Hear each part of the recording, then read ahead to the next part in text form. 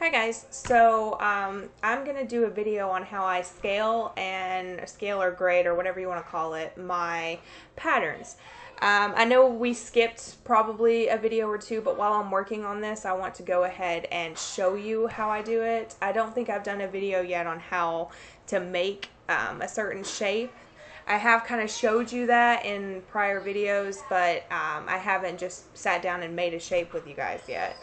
But with all the tools that I have taught you, you can pretty much do that on your own at this point. So we're going to go ahead and show you how I grade these. I have 15, 16, 17, and 18 inch.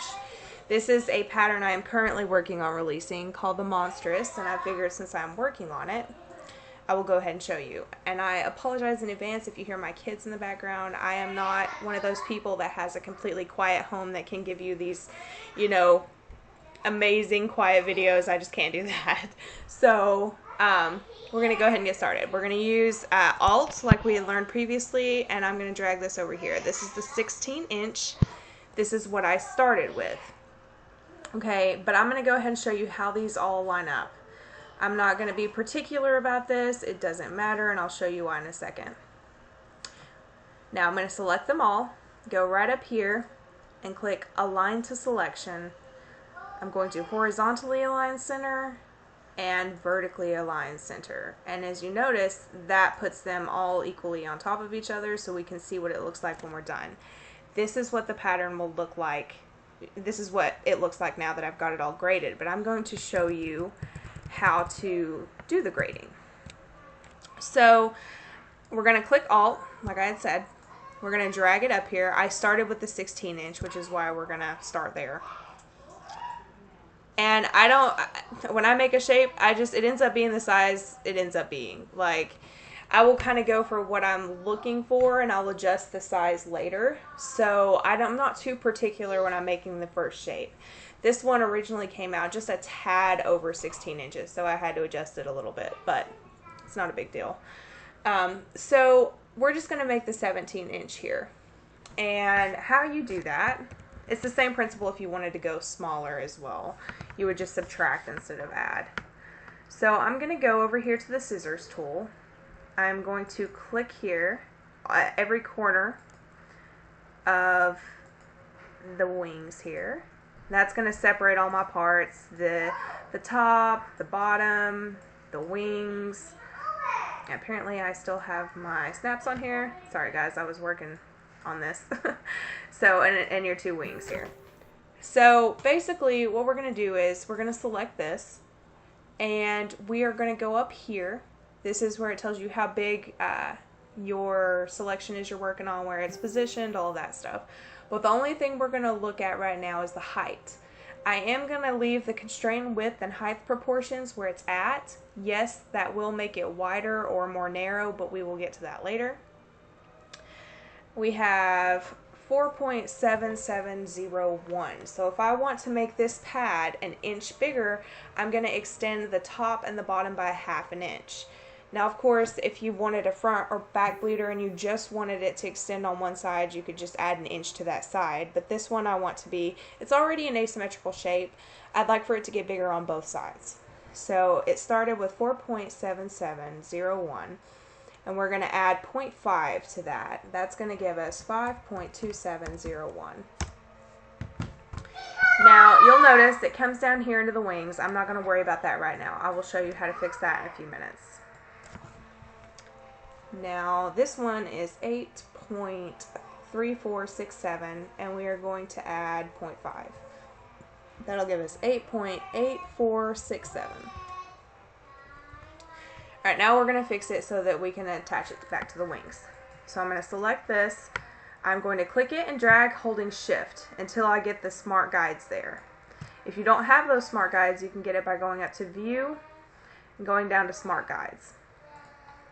Okay, now I'm going to grab this one and do the same. I'm going to pull it down while holding shift like we had learned before until I get those guides.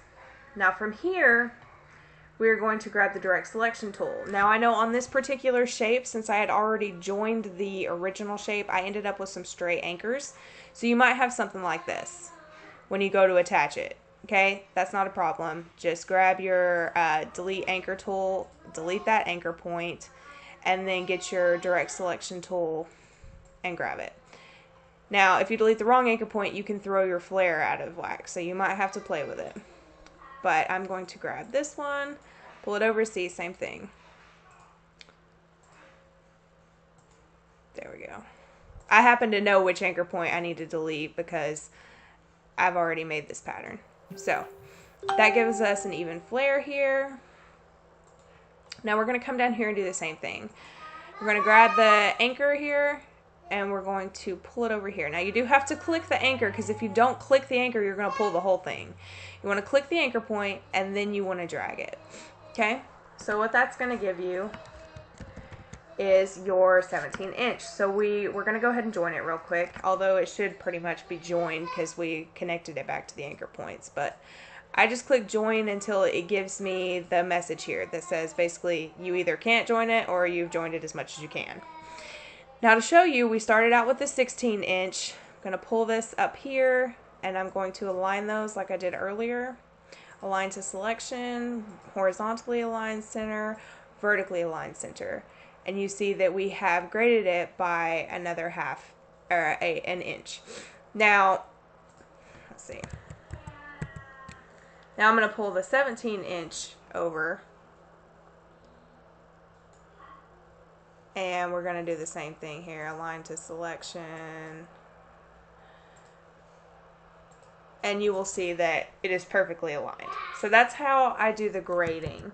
Okay, and it's the same thing for any of these. If you were going from 16 to 15, you would subtract half an inch up here, but make sure you have your constrained height and width proportions, because let me show you what happens if you don't. We have the 17-inch one here.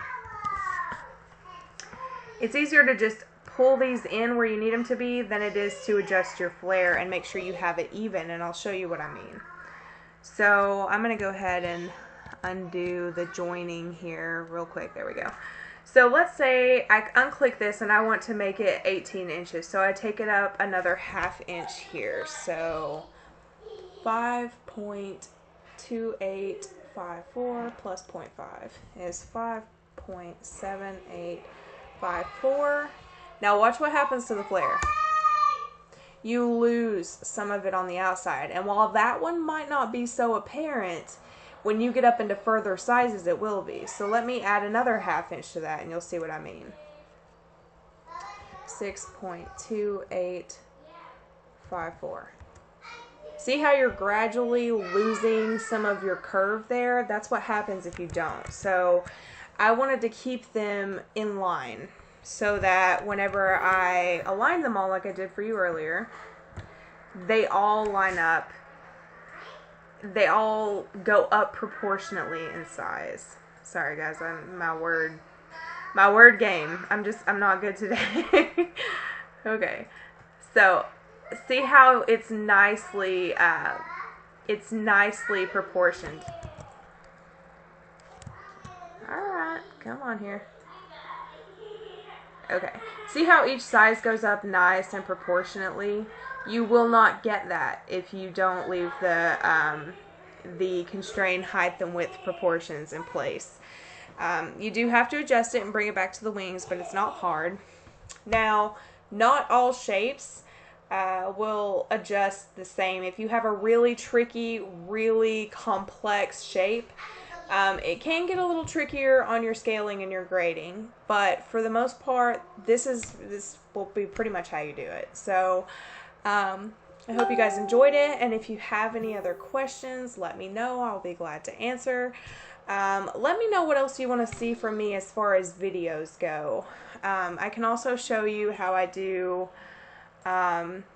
my things like this to make it nice and professional looking when I present my patterns to my group. I can show you kind of how to make shapes, but ultimately that's going to be your own imagination. So it's fairly simple. We've really covered all the basics that you need to know on making your own shape. I believe we did that in one of the basics videos. But from everything that we've learned so far, you can pretty much go on to make your own patterns. I wanted to show you guys how to grade them, and I think we accomplished that. So just let me know if you have any questions or anything you want to see. I'm getting repetitive. I'm sorry. I'm not feeling that great. So I'm going to get back to work. I will talk to you guys later. Bye.